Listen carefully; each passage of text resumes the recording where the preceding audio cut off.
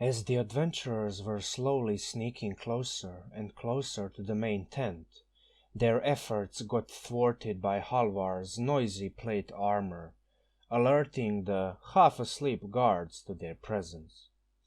One of the goblin guards blew the horn, waking up an entire war camp.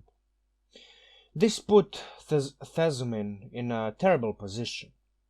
Surrounded from all sides by goblinoids emerging from their tents, he found himself cut off from the rest of his party. He quickly let out 2 arrows into the first wave of goblins. As soon as he killed 2 of them, 2 lanky bugbears swung at him from behind.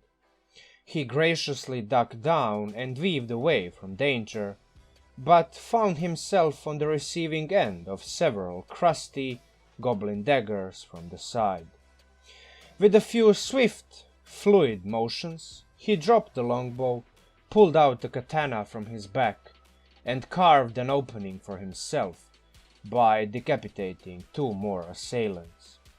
Ducking and weaving away from the goblinoid's many swings, swipes, and stabs, he picked up his bow again and ran straight towards the nearby wooden palisade. Scaling the wall all the way to the top, he reached for the primitive wooden fence on the guard tower, barely catching and holding onto it. He pulled himself up and massacred the goblin archers inside. With the vantage point working in his favor, he resumed methodically decimating the goblinoid forces down below. A few that managed to climb the wooden ladders couldn't keep up with Thezumin's masterful display of hand-to-hand combat. With a superior position, brutal precision, and overwhelming speed, the odds got heavily stacked in his favor. The entire war camp turned into a slaughterhouse. Thezumin and his party members, though outnumbered, proved to be way too much even for the finest goblinoid ranks. Eliminating the last of the elite guard, the lone hobgoblin warlord inside the main tent surrendered, pleading for his life. At least have some honor and stop the waterworks, said Thezumin. Now, no need to humiliate him even more, pointed out Halvar. My friend, next time at least try to be more quiet. You move around louder than a horse pulling a carriage. Oh well, we got what we came for, replied Halvar. Through way more trouble than necessary, interrupted Thezumin. Go on, do what you have to do now. I'll go and meditate for a bit. Need to regain my balance. Alright everybody, finally I'm back with another video. This one's been long overdue. I've been just working on this like for weeks, for days and weeks. Not so much working on it actively, more like thinking how to approach a build that involves a Kensei Monk and have a build that can even come close to some of the other ones that I made on this channel. Unfortunately, I didn't succeed in that endeavor, but I still have something to work with here. So yeah, hopefully by the end of this video, you will at least have something to work with if you ever want to play a Kensei Monk. So yeah, before anything else, if you like this intro story, this short story that I usually do for these types of videos, like, share, comment, subscribe, hit the bell button. You know how it is on YouTube. Every YouTuber out there, including me, asks for these things. So yeah, you know the drill. Before we delve into the build itself, I want to quickly do a shout out to my Patreons, to my Patreon patrons. Weird, yeah. So, Cory Clausen, Darth Xin, Danger Zone, Gary Course, Matthew Collins, TP Dragon, Albert Kwak, Victor Query, Caleb Ellis, Dustin Berry, J. Panhuis, Matthew Rudy, Simon Pedersen, SuburbanHell, Blaze Ridge, Frank Fan, Adar Millz, shea, deskin, and gregory twarz, and Matthew Ewing. Thank you for your support, even though I haven't been the most... I haven't released nearly as many videos as I should have. You've stuck to my channel. You kept supporting me, which I'm actually I'm very thankful for, and I will promise you that from this day onward I will be releasing more videos more frequently and whatnot. I have a couple of ideas for a channel for like different format videos. Those should definitely help with the frequency of uploads, but more on that maybe later. So yeah, with those shoutouts, I also want to quickly just touch upon something else which I've been working on in the meantime during this most recent dry spell on the channel. So I've been DMing this home game for the past half a year, which I've actually used as a testing grounds, as like a play testing period for a bunch of my homebrew ideas and just general like high level campaign. They are the party that I'm DMing is now level 18 and 19 characters. So yeah, I have an idea that I want to organize some type of giveaway, some type of contest. I'm not sure what yet, but for all of you Patreon patrons which have been supporting me thus far, I'm going to probably do something of that sort. So all of you have been supporting me so far, and who will be supporting me in the future via new tiers which I will release on Patreon. You will be able to play in this game, which I have started importing on preparing maps and whatnot on Roll20. So yeah, you will be able to play these games. Hopefully something comes out of all of this. I'm not sure about the schedule, not sure about your schedules. I assume most of you have some kind of job or other responsibilities, so I assume sometime during the weekends we'll be able to play these. I'm not sure, we'll have to see, but yeah, that's my general idea. I really do want to start DMing for you guys, because I think that my builds and even just in general like high level characters don't get nearly as much love as they should be, because they are part of the game. And yeah, my intention with this campaign being DM'd online is for you to fairly quickly get from level 1 to level 20 and enjoy in the process. So yeah, that's my idea. I don't want to spend too much time on it. I'm probably going to release a separate video on this specific topic in itself. So yeah, with that said, let's just quickly delve into the build.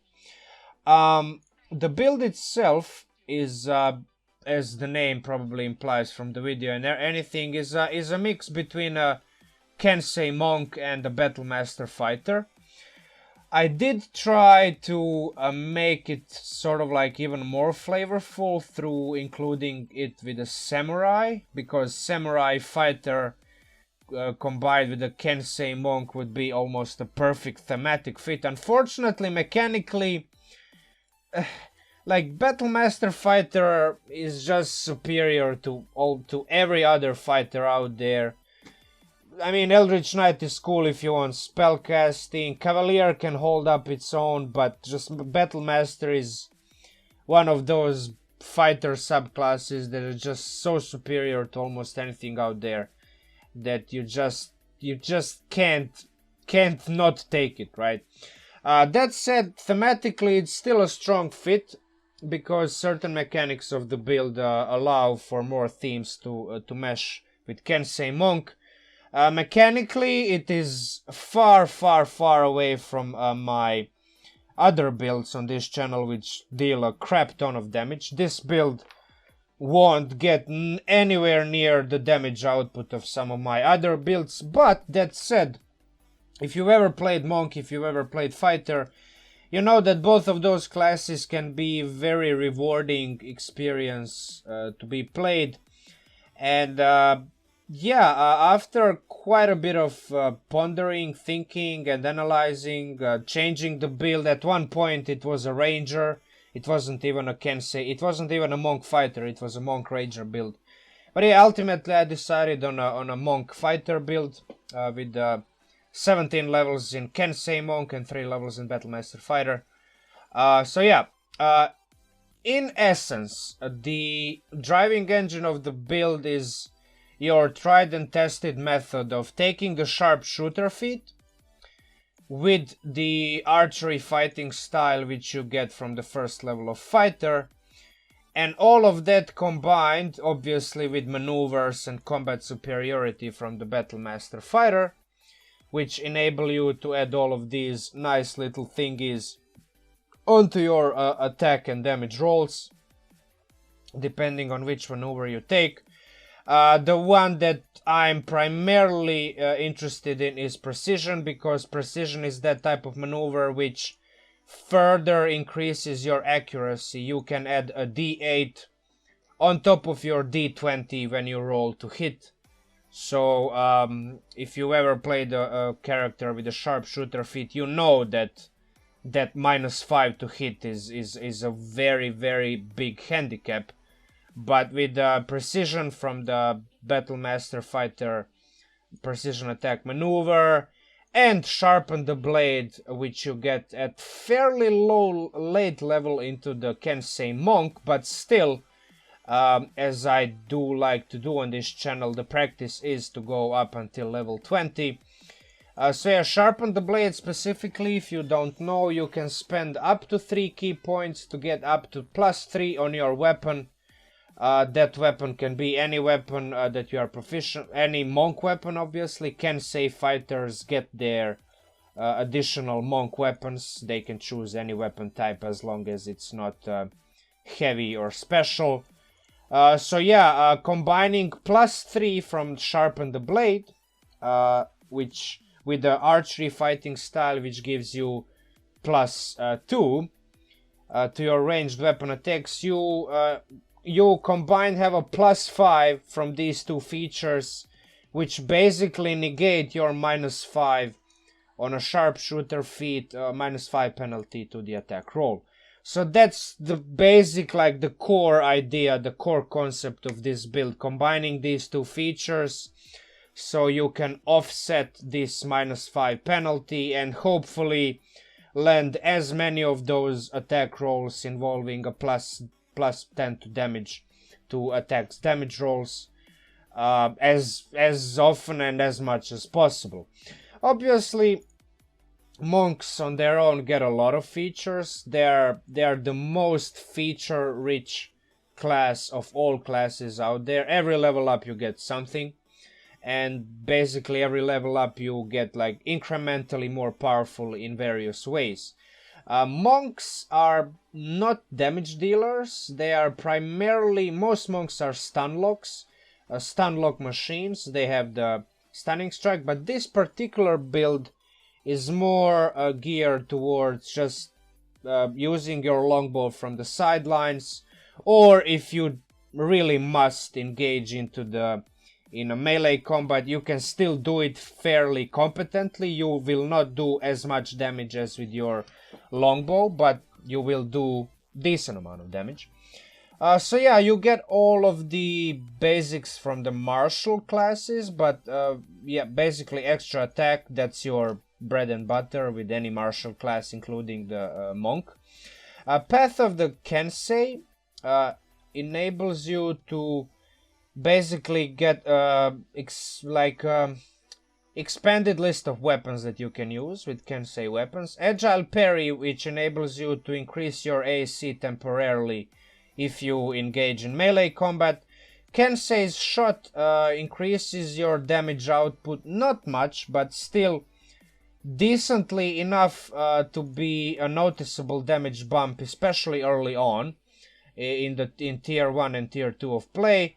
And finally, Way of the Brush is sort of like your non-combat feature, which might come up. You never know when calligrapher supplies or painter supplies come up in play. So yeah, action surge, you get that from fighter. Evasion is a very good feature from the monk, 7th level feature, which enables you to take only half damage from dexterity saving throw effects, or if you succeed, take no damage. This is actually very good feature. This, you might actually even cherish this feature even more than these offensive ones, just because 100 damage effect can turn into I don't know, like 0 damage if you succeed, right? So yeah, one with the blade, very good feature from a monk as well. Enables you to have all of your weapons be magical just on their own, because you're a monk, 6th level monk. Also, Deft Strike is further increased to damage. Unfortunately, it's only one more damage die per turn. But still, every bit of damage helps, and when you really need to kill something, yeah, squeezing even just one more hit die, one more damage die worth of, well, damage is good enough. Diamond Soul, unfortunately, this is like a level 14 feature, but it is so good that eventually, when you do get it, which is probably going to be around level 17, like adding +6 to all of your proficiencies, to all of your saving throws, is just plain insane. And yeah, monks are the only class which just get this on their own. I mean, technically paladins get a +5 with their aura of protection and 20 in charisma, but yeah, I mean, monks, even a low level, high level feature like this, still very good. Finally, unerring accuracy, not sure how it's pronounced. But yeah, this thing right here, it's basically your capstone feature, because you will get it at level 20, combined, because you will be 3rd level fighter, 17th level monk. So yeah, at level 20 of your character, even if you somehow manage to miss with all of your precisions, elven accuracies, advantages, whatnot, like +1,000,000 to hit, even if you miss, basically if you roll a natural 1, you can reroll that attack roll once per turn, but still good enough, because with those sharpshooters and +1d4, +1d8 damages, I mean, every hit will deal around 20, 30, maybe even 40 damage, depending on how well you roll. So yeah, I mean, unerring accuracy is still good as a capstone feature. So yeah, I mean, this is basically it. The build on its own. This is how it works. On average, you can expect the build to output somewhere around 60 damage in the first round if you just pool all of your features into damage. Bear in mind that if you put your maneuvers into damage instead of precision, you will lower your chances to hit something, but yeah, this is basically your max on average. Average damage if everything hits, obviously. That's the idea behind this. So yeah, this build basically peaks around level 14. At level 14, you will pretty much deal almost the same amount of damage as a level 20. At level 20, your longbow will turn into a D10 weapon, not a D8, but like it's so negligible damage increase on average that it's basically the same.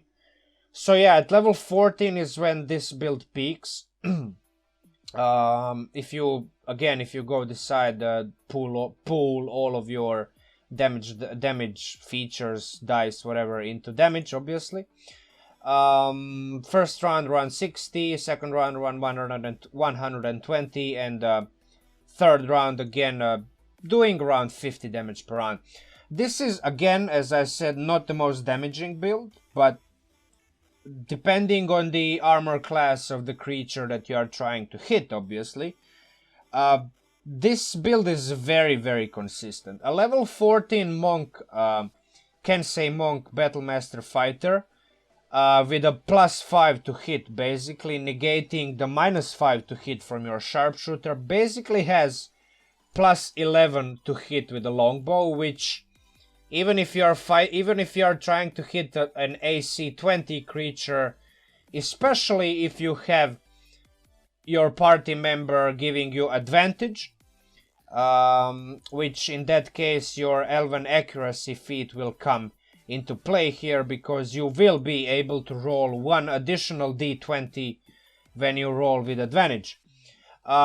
This all basically helps you to have a near, like, I don't know, depending on the AC, you should hover around 70 to 90% chance to hit the target. Which is just insane if you think about it, right? Not the most damaging build, but the DPR is so consistent, the DPR damage per round, that it should be a very rewarding experience. Yes, some of my builds out there are capable in theory of dealing 200 and even more damage in a single round, but those builds typically have a decent chance of doing 0 in some cases, and yes, I've even used some of those builds in my own games and experienced rounds where you swing 4 times and miss all 4 attack rolls and just slam your hand into the wall. This build, at least in theory, shouldn't have problems. Again, this is we are talking level 14 character here. When you have all of your features, your sharpen the blade, your archery fighting style, all of your damage features and whatnot. But still, the consistency of the damage output of this build should be fairly high, regardless of your level. So yeah, that's about it. About 20 minutes worth of me talking about just the core build and core concept of the build. But yeah, I mean, basically I almost described the entirety of this build already. If you want to listen to me explaining some of these concepts and features in a little more detail, feel free to continue with the video. For all of you other people and viewers that are watching this video at the moment, this is basically it. This is the idea of the build. Also, even if you engage in melee combat and you decide not to like just dump all of your dice and features into damage, you can still do fairly high level of damage. This is why I particularly like a riposte feature from the fighter. Okay, not that. So fighter here, a riposte maneuver basically enables you to have additional attack roll using your reaction. This is not consistent, but with a +2, which you can get from your agile parry, from your monk, right? If you engage in melee combat, every time you use an armed attack with your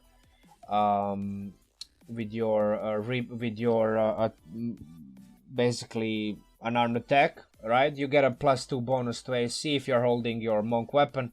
So yeah, I mean, this is why I really like riposte maneuver with this build.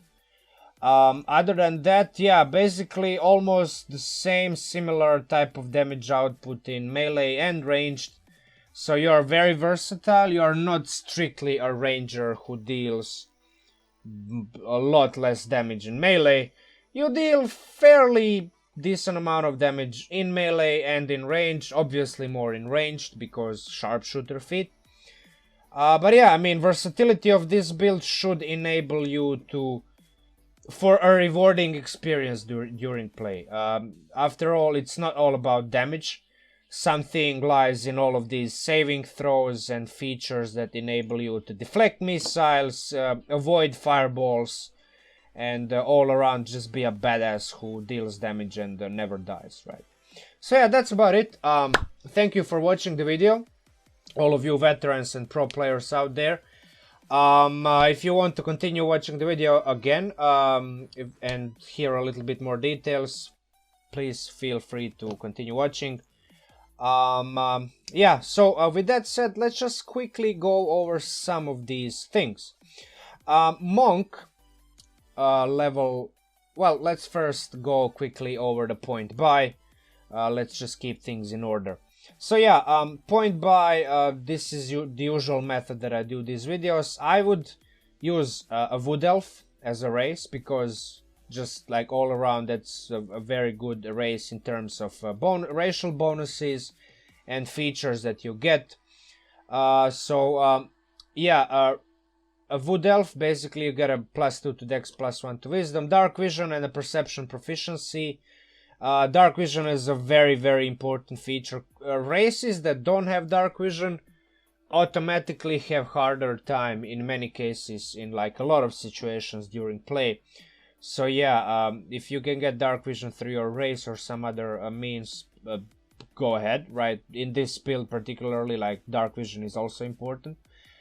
Proficiency in perception skill, you get Fey Ancestry, which is advantage on saving throws against Charmed and immunity to magic sleep.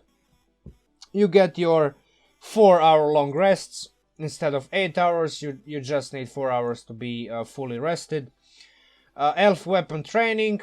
From your wood elf, you are proficient with longsword, shortsword. I mean, this is a bit redundant because you will start as a first level in fighter. Yeah, basically the proficiency you already get like off the board. Fleet of foot is kind of important.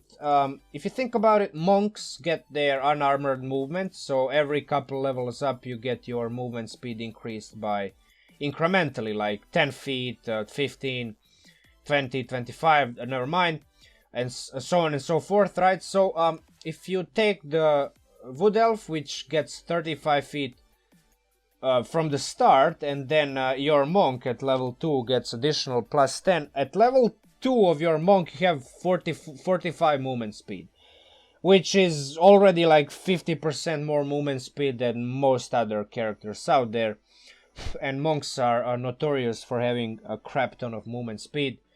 Wood elf only helps in that regard. Mask of the Wild, I mean, you can hide in lightly obscured natural terrain.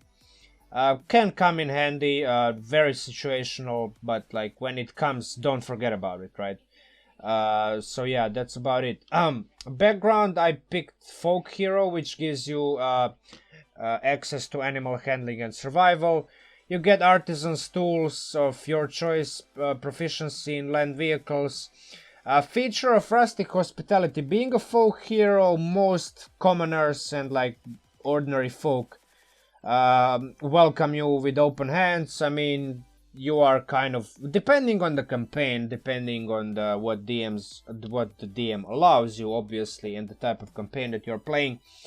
But with this particular feature, you should be fairly welcome in most like houses, even taverns, and any place where commoners just like gather around and live, right?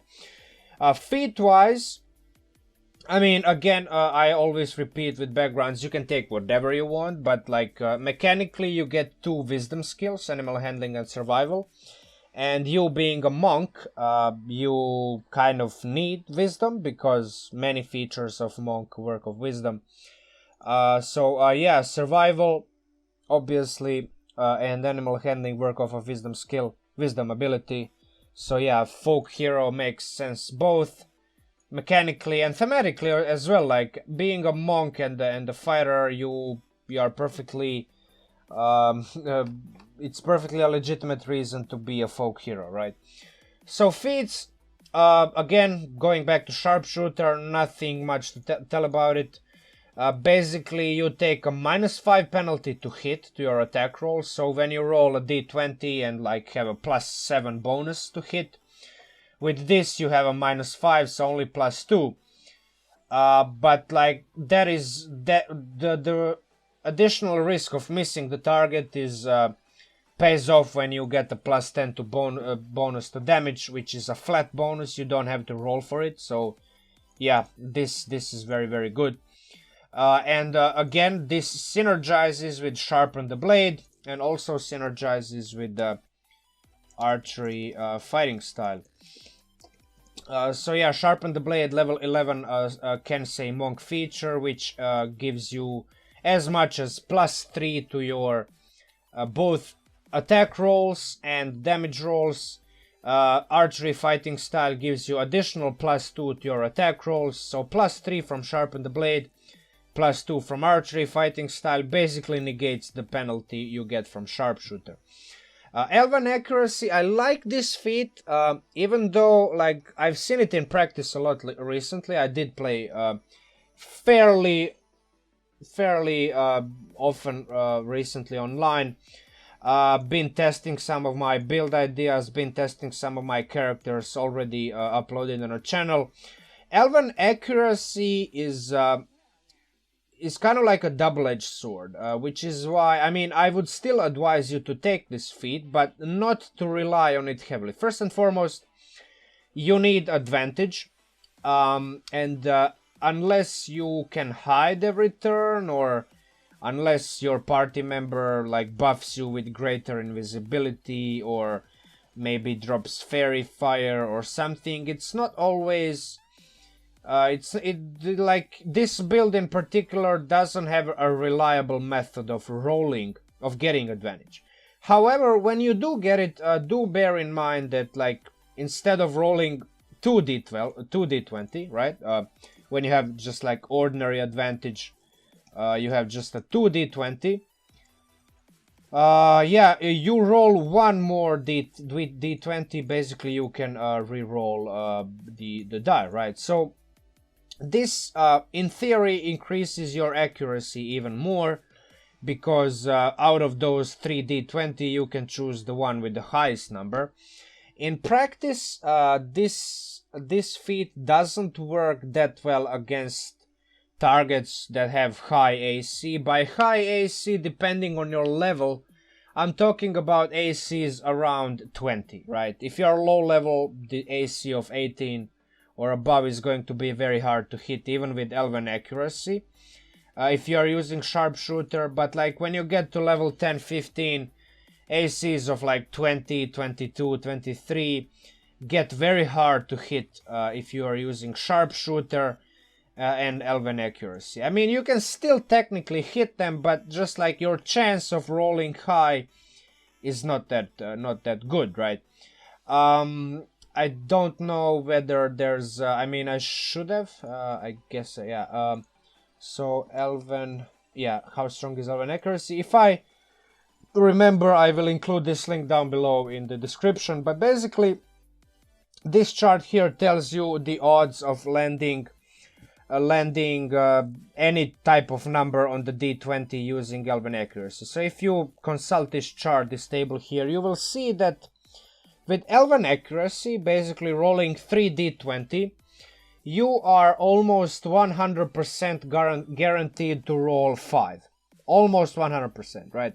So if you think about it, with a 5 on d20, and let's say plus 11 to hit, right? You are only looking at a 16, right? I mean, you basically almost have a 100% chance of rolling 16, right? I mean, if you want to go higher than that, if you want, like, if you think about 10, if you want to roll 10 and you have a plus 11 to hit, so basically 21, you have a 91% chance roughly to hit, right? So to land that 10 on a d20. That is still fairly good, but like that 10% chance of missing the 21 AC will come up. Trust me, when you use that sharpshooter. So, you don't, obviously, I mean, you don't have to memorize this table, but just bear in mind, Elven accuracy is, in practice, good for rolling around 6 or 7 on the d20. Basically, whenever you roll with 3d20, you are almost expected to roll, depending on your, obviously, plus your bonus to hit. But on a d20, on those 3d20, at least one of those will be around 7 or 8, right? So yeah, those are your chances with Elven accuracy. Also, I mean, you do have a 14.26 chance of landing the critical hit, which is, I mean, almost 15% chance to land a critical hit is not something to be ignored, but that's still not high enough for you to rely on it, right? When you're fighting high AC monsters, you really want to maximize your chance of hitting. Therefore, when you're fighting AC of, let's say, 25, you really don't want to use your sharpshooter feat, right?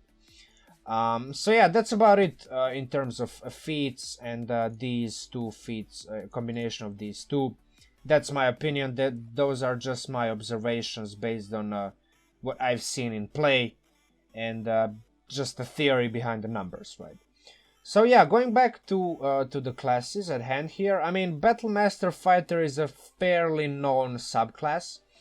I already covered most of it in the first half of the video. But yeah, I mean, you will start with as a first level of fighters, meaning that you will get all of your level 1 proficiencies. Archery fighting style is the most important here. This is basically why we take the first level in fighter primarily. The +2 bonus to attack rolls you make with ranged weapons off the bat with your sharpshooter feat means that your penalty to hit is not -5, it's basically -3, right? So yeah, also if you are not using sharpshooter with your attack roll, you have a +2 bonus to hit, which is 10% better chance of landing the hit. Again, every bit of bonus helps hitting the target, so yeah, archery fighting style, always good to have. Second wind, something that you also get as a first level fighter. Yeah, basically when you take some damage, instead of asking your cleric or paladin or bard to heal you, you have some form of, a limited form of self-healing which replenishes at short rest.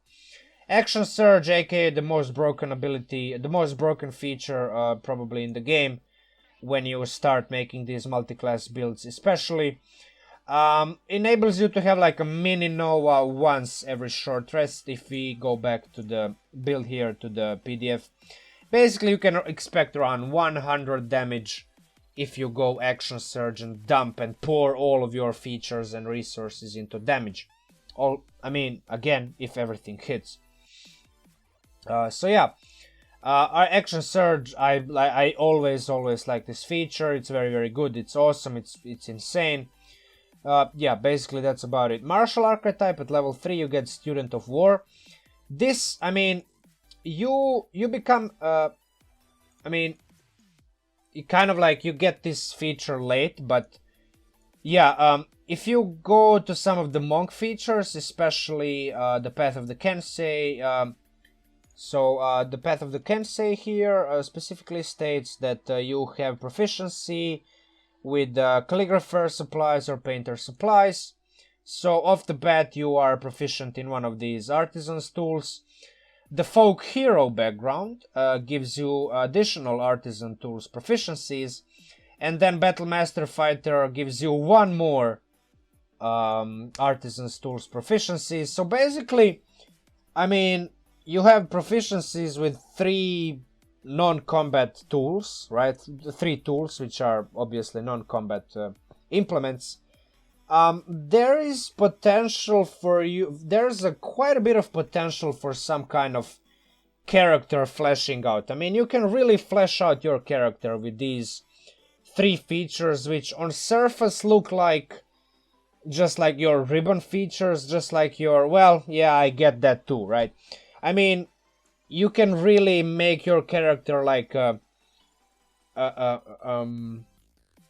let's call it an artist, like basically an artist, right? You have all of these proficiencies in these artisan's tools, and you can really roleplay the character as not only just your generic archer that deals damage, but the character that has some depth to it, which appreciates art, which would even maybe even in combat go as far as not even attempt to hit the target because there's a very rare vase or some kind of ancient, I don't know, like sculpture behind the target or something.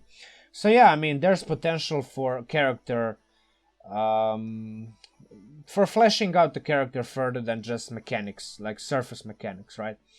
That's my idea behind it. And yeah, I mean, also in the beginning I already told you, like, this is why I think Battlemaster Fighter still flavorfully and mechanically fits very well with the Kensei Fighter, with that oriental flavor which you get with this build. So yeah, that's about it. Finally, we have combat superiority. You have 4d8 worth of superiority dice, which are your short rest resource. You spend these dice on these maneuvers. Now, first and foremost, you really must take precision attack, because this is pretty much the only feature that doesn't deal damage. I mean, the only feature that you are interested in that doesn't deal damage. But this feature will enable you to, for example, you use your sharpshooter feat, and you are fairly certain the target has around, let's say, 16-17 AC. But instead of rolling like 5, you rolled 2 somehow on the d20. Adding that d8 to the d20 roll for a potential +8 to hit. I mean, it can mean a difference between dealing 20 damage with that hit or dealing 0 damage, right? So, yeah, precision is your bread and butter, absolute must-have.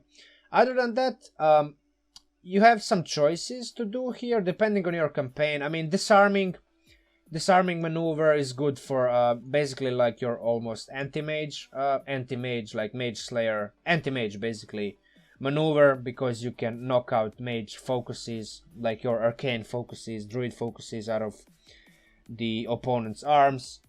Distracting maneuvering or trip maneuvers, all three are good in their own way. I would probably take distracting or trip before maneuvering, but even maneuvering is good enough. Riposte, I'd really like riposte, again, as I mentioned previously, because it just, I mean, it synergizes with your Kensei's agile parry. Agile parry enables you to add +2 to your AC, therefore making it harder for the creature who is trying to hit you in melee range, to hit you, right? So every time the creature misses you, an agile parry of your Kensei's Monk feature gives you better odds of the creature missing you. Basically, in this is a synergy, because now you can use your riposte and do one more melee attack against that creature.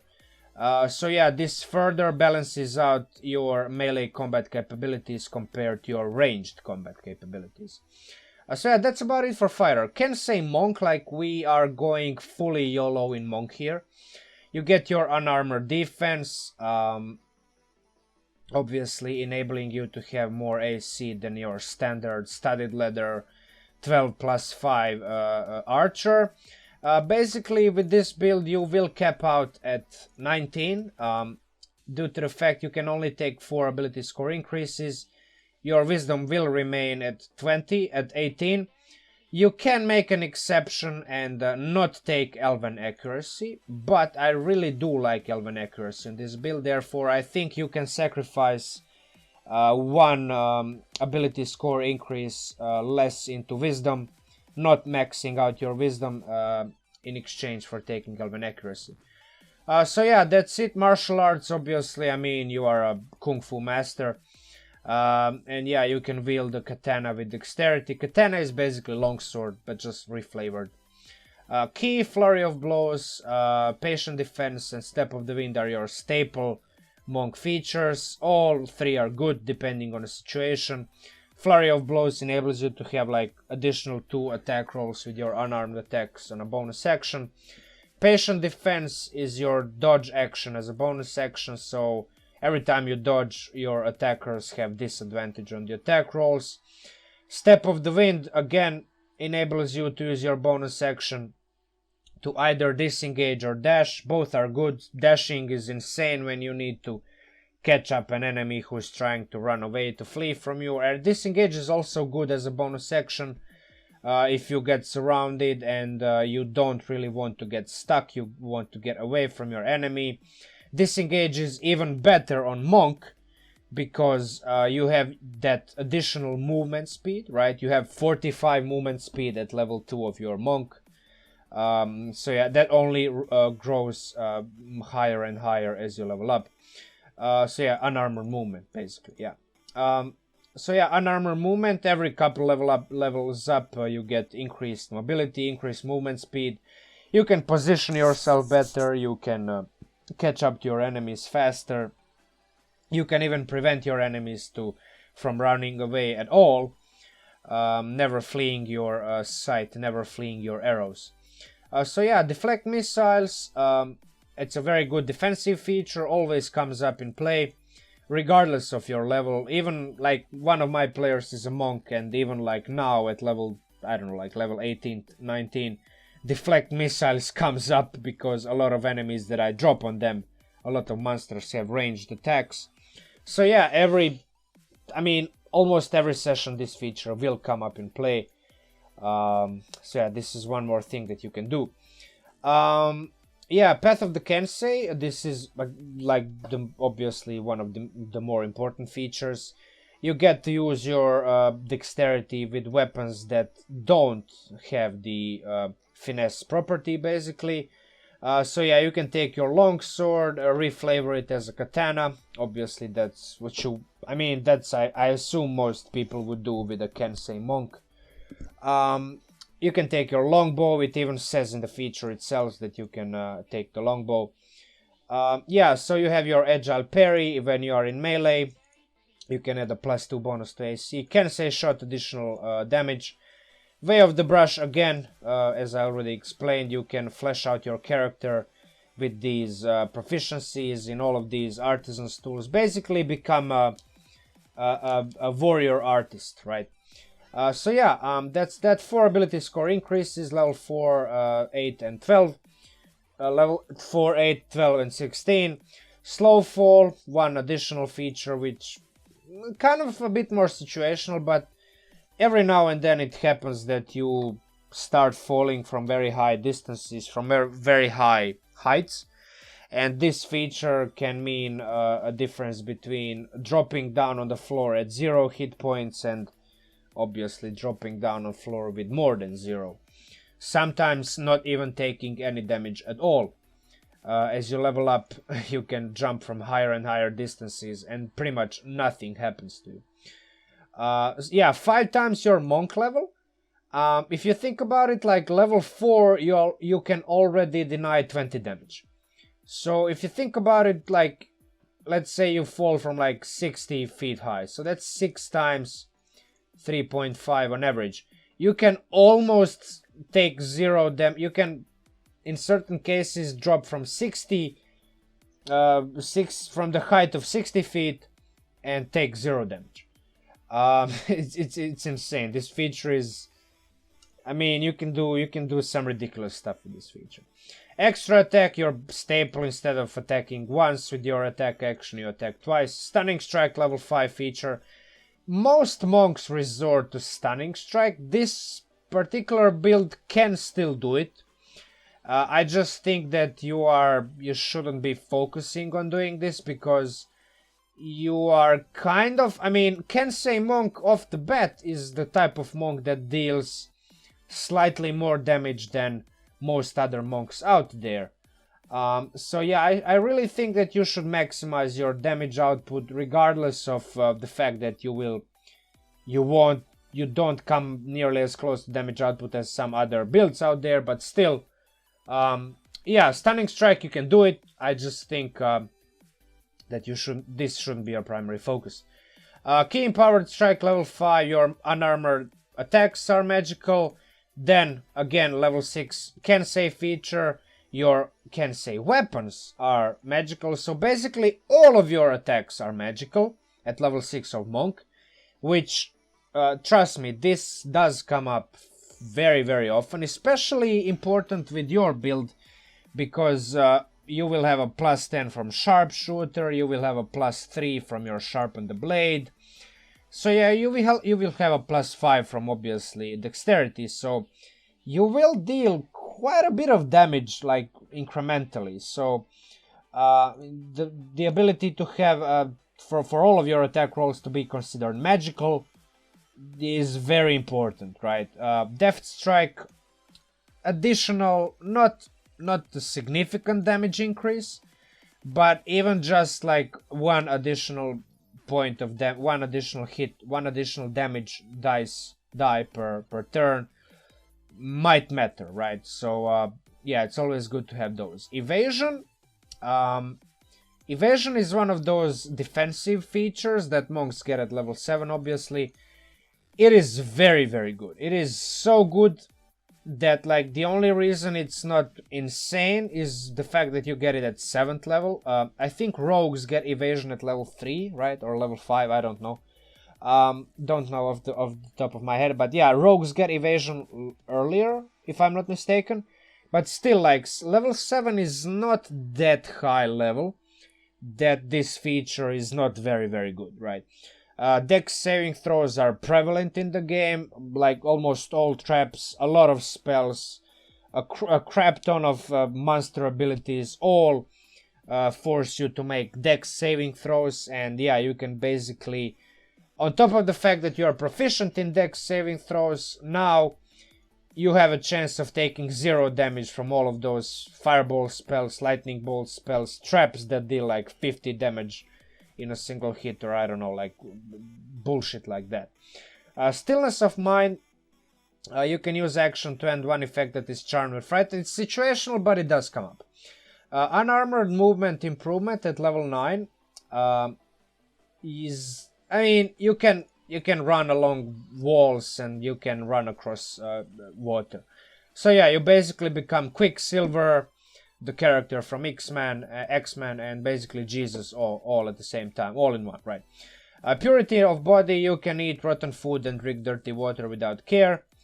Monastic tradition feature at level 11 is your basically a very, very significant increase of your power, because now you can spend 3 key points and you have 11 at level 11, obviously. Every level up you get one more at your disposal. +3 to hit, and +3 to hit is major, as it's already been explained. But even a +3 to damage is a significant damage increase that with your action surge, obviously, just the +3 to damage can mean a +12 damage in a single round. In a single round of combat, right? Maybe even plus 15 if you manage to do some kind of reaction attack. So yeah, Tongue of the Sun and Moon. I mean, you can speak telepathically, so basically tongues and comprehend languages, those two spells basically combine in a single feature, which, I mean, you get it fairly late into your character progression, but it will still, like, at tier 3 and tier 4 play, being able to have, not telepathically, but just understand anything or anybody which speaks any type of language, and that creature or whatever understanding you back, right? So it might come up. Not everything revolves around combat, right? Diamond Soul, I mean, even though this is your very, very high level feature, I think that whenever you get it, even though this particular build will get it at level 17, I think that proficiency in all 6 saving throws, this is just ridiculous. This is the reason why my next character that I will play online will probably be Monk. I just want to experience being proficient in all 6 saving throws for once. It's sick.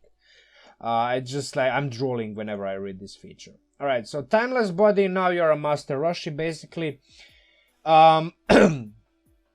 You don't suffer the frailty of old age. If you remember from Dragon Ball Z, Master Roshi basically outlives even Goku at one point, because Goku dies eventually and Master Roshi is still alive. So yeah, I mean, you can't be aged magically.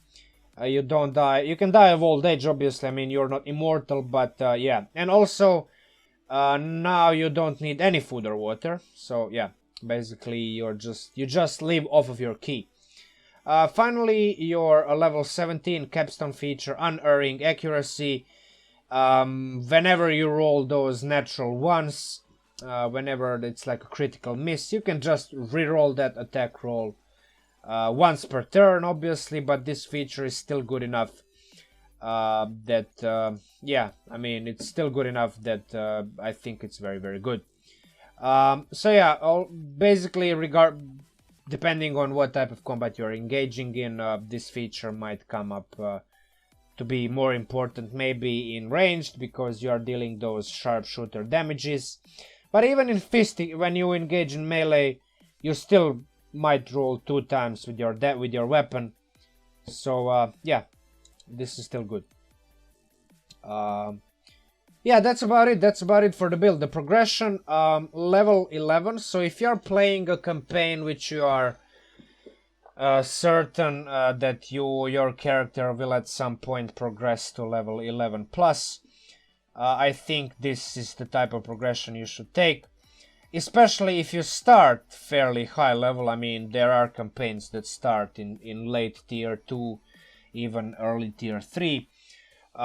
So yeah, level 11 plus characters, this is the type of progression I think you should take. Level 10 or below, you kind of have to sacrifice that sharpen the blade feature. I mean, it's a level 11th monk feature anyway. So if you know that you won't even go above level 10, there's no point going higher than 8 levels in monk. What does make sense is if you can squeeze that level 11 I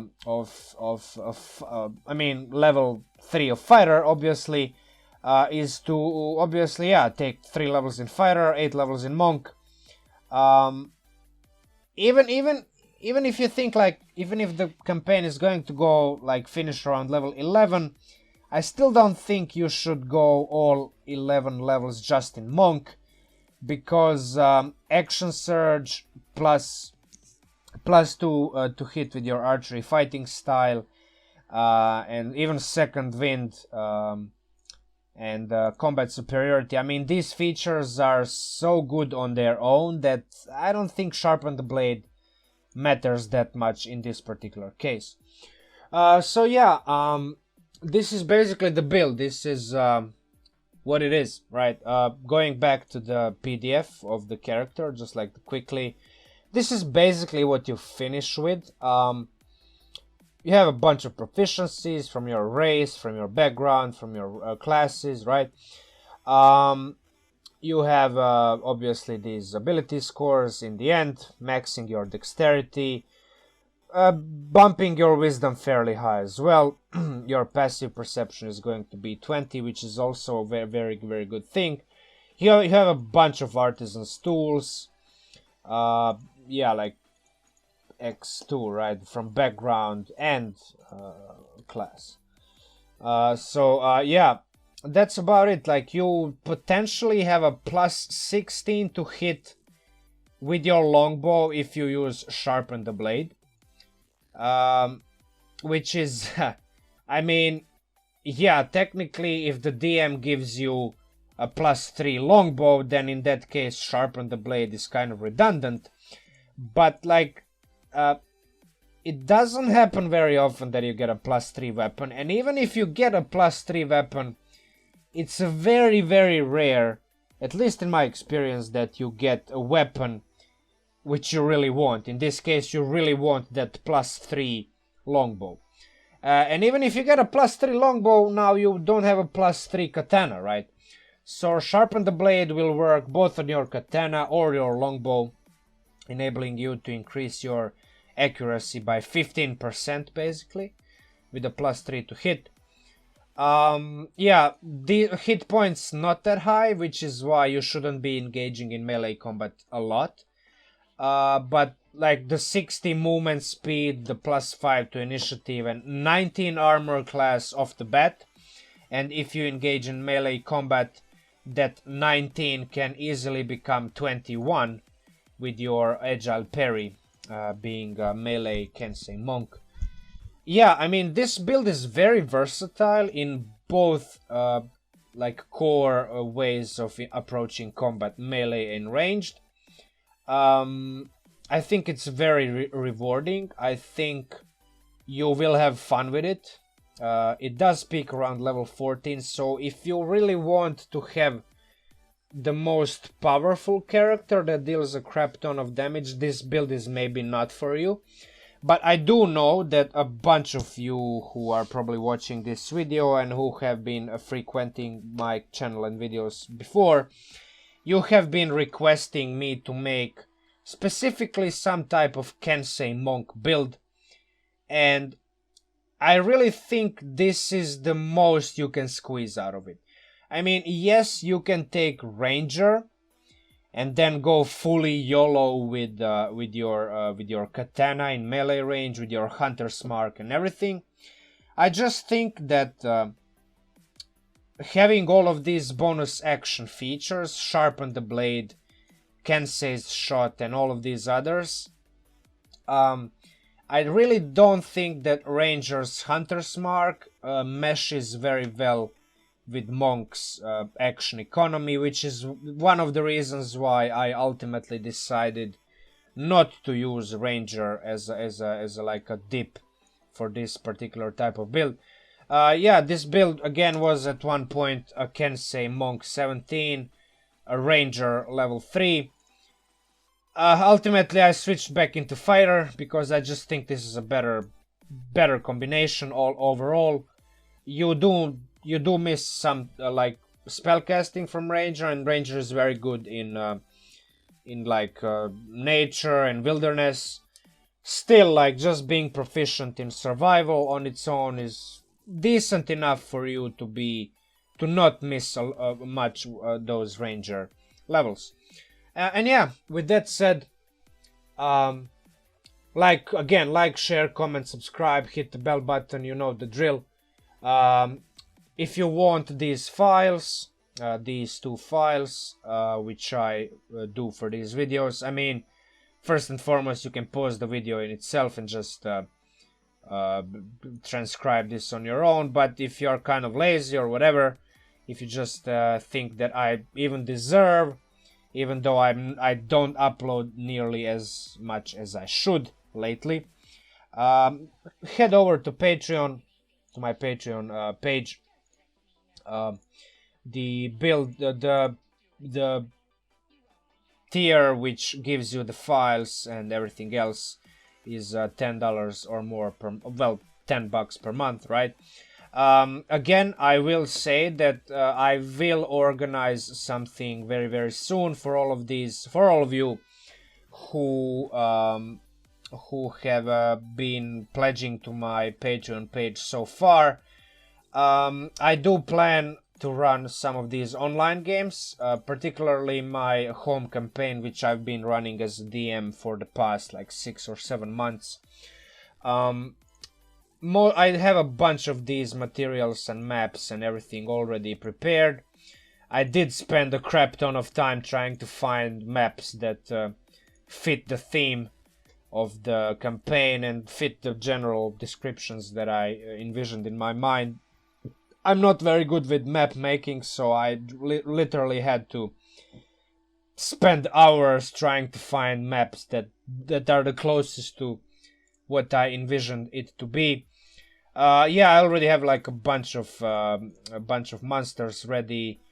Yeah, not gonna say too much, reveal too many more details.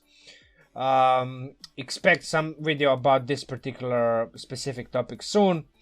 And yeah, once again, like, share, comment, subscribe, hit the bell button. Talk to you soon.